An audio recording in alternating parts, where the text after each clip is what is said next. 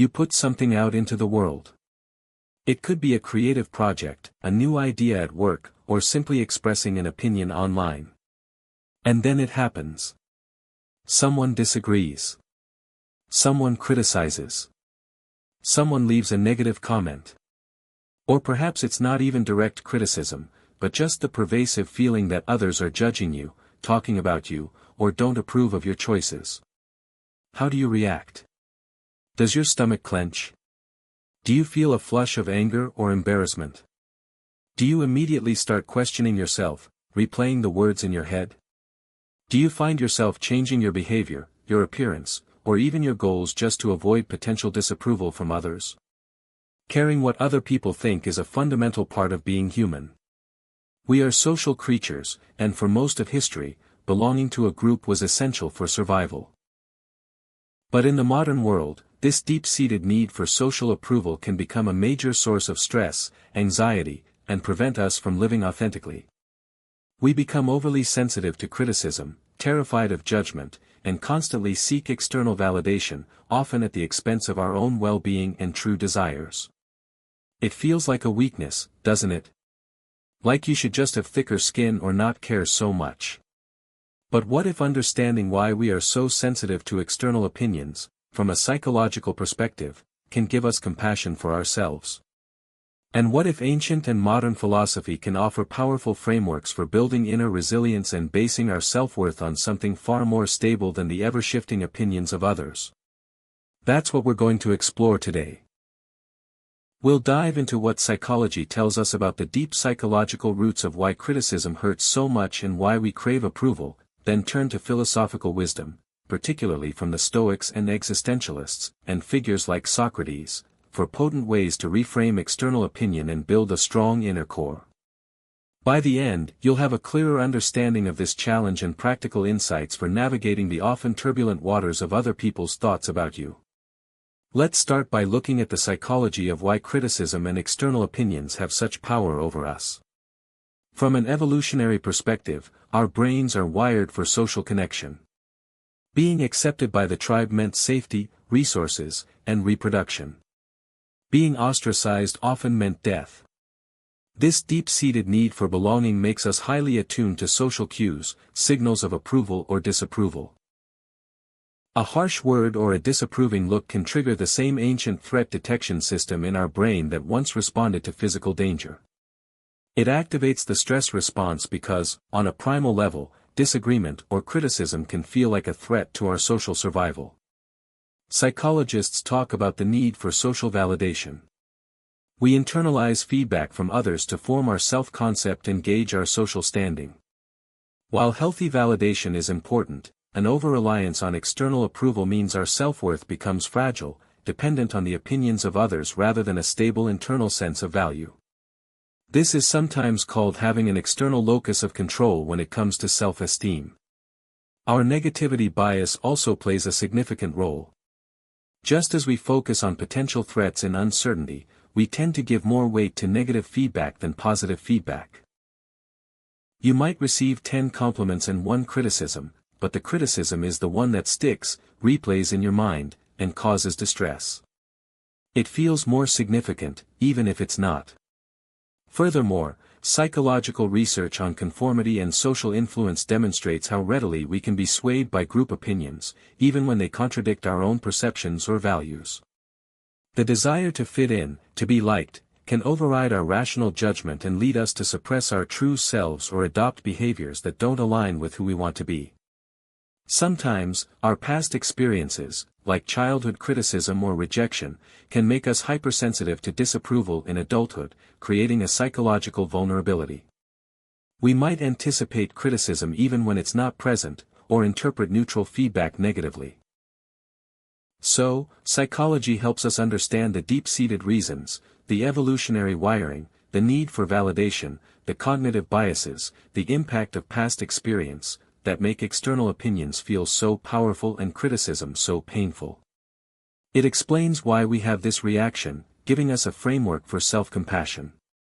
Now, let's turn to philosophy to understand how to think about these reactions and build a different kind of response, one that prioritizes inner resilience.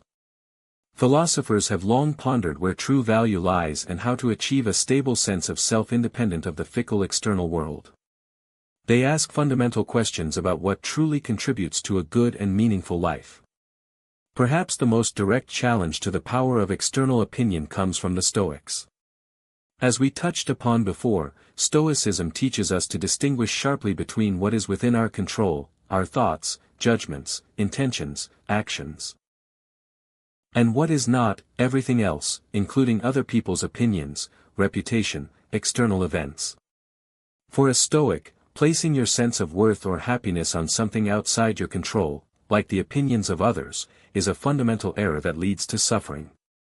Your virtue, your character, your effort, these are the only things truly within your power and the only reliable source of well-being. Epictetus famously advised that if someone speaks ill of you, their words are a reflection of their thoughts and impressions, not a statement of your objective reality. Caring deeply about their opinion gives them power over your inner state, a power the Stoics believed you should never relinquish. Marcus Aurelius, reflecting on the fleeting nature of fame and the opinions of posterity, emphasized focusing only on living justly and wisely in the present. Socrates, the foundational figure of Western philosophy, demonstrated a profound indifference to popular opinion when it conflicted with truth and virtue.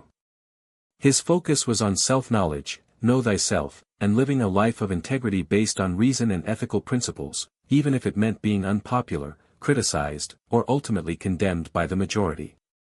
He believed the most important thing was the care of the soul and living according to truth and wisdom, not seeking external approval. His famous Trial and Death, where he chose principle over conformity, illustrate the philosophical commitment to internal integrity over external validation. From existentialism, the emphasis on authenticity provides another angle. Living authentically means making choices and defining yourself based on your own values and freedom, not conforming to societal expectations or trying to be what others want you to be. Caring too much about external opinion can lead to living an inauthentic life, suppressing your true self to gain acceptance.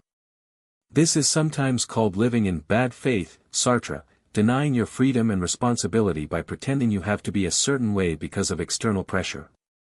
The anxiety of freedom, which existentialism highlights, is intertwined with the pressure of external judgment, but the call to authenticity is a powerful counterforce, urging you to define yourself through your own choices and values.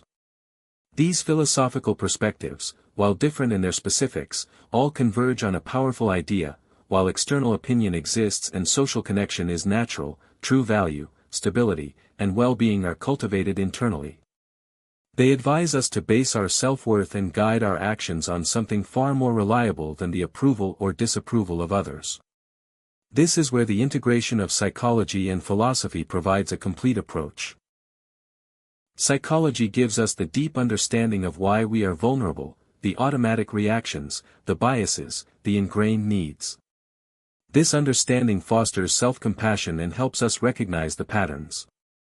Philosophy provides the framework for how we should ideally orient ourselves towards internal goods, truth, virtue, and authentic self-definition, independent of external noise. Psychological techniques help us manage the feeling when criticism hits and process feedback rationally.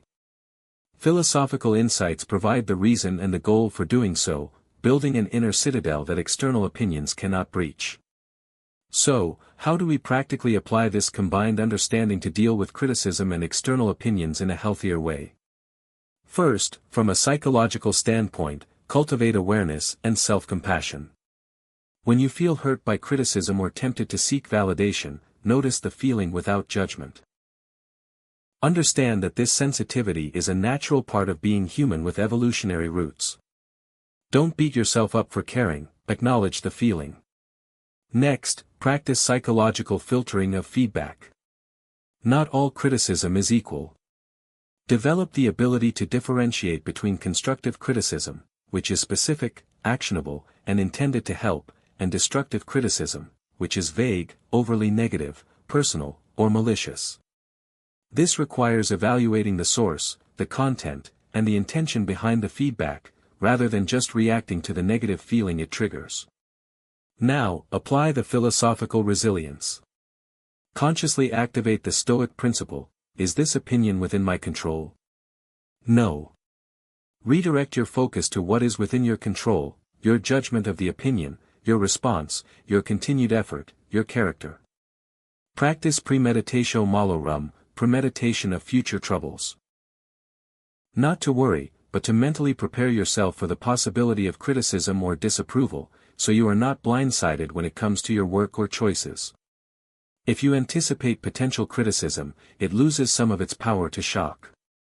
Use the Socratic method on the criticism itself and your reaction to it. Ask, is this criticism true? Based on my values and my assessment, is it valid? What does it mean for me? Does it reveal something I genuinely want to improve, or is it inconsistent with who I am striving to be? Let your own reasoned self-assessment be the primary judge, not the external opinion. Embrace the existential challenge of authenticity. Recognize that trying to please everyone is impossible and a path to losing yourself. Consciously choose to act based on your own values and vision, accepting that some people may not approve. See disapproval not as a sign of your failure, but potentially as a sign that you are forging your own path and being true to yourself, rather than conforming. Finally, actively build your internal locus of control for self-esteem. Base your sense of worth on your effort, your integrity, your kindness, your growth, qualities you cultivate within yourself, rather than on external validation, achievements, or others' opinions. This is a continuous practice, reinforced every time you choose principle over popularity, or self-acceptance over seeking external praise. Building resilience to criticism and the opinions of others is a crucial aspect of living a free, authentic, and less anxious life. It's not about becoming impervious or arrogant. It's about understanding the deep psychological wires that make us sensitive, and then applying profound philosophical insights to re-anchor our sense of self-worth and direction in something stable and internally controlled. It takes practice. Every time you encounter criticism or feel the pressure of external judgment, it's an opportunity. An opportunity to pause, understand the psychological reaction, and then consciously apply a philosophical perspective to respond from a place of inner strength and clarity. Ultimately, freeing yourself from the excessive weight of external opinion allows you to live with greater courage, authenticity, and inner peace. It lets you pursue your own path, guided by your own compass, rather than being blown about by the winds of others' thoughts. Thank you for joining me in exploring this vital aspect of human experience. If you found this discussion valuable, please give it a like and subscribe to the channel for more insights blending psychology and philosophy for a better life. How do you deal with criticism or the pressure of others' opinions? Share your thoughts and strategies in the comments below.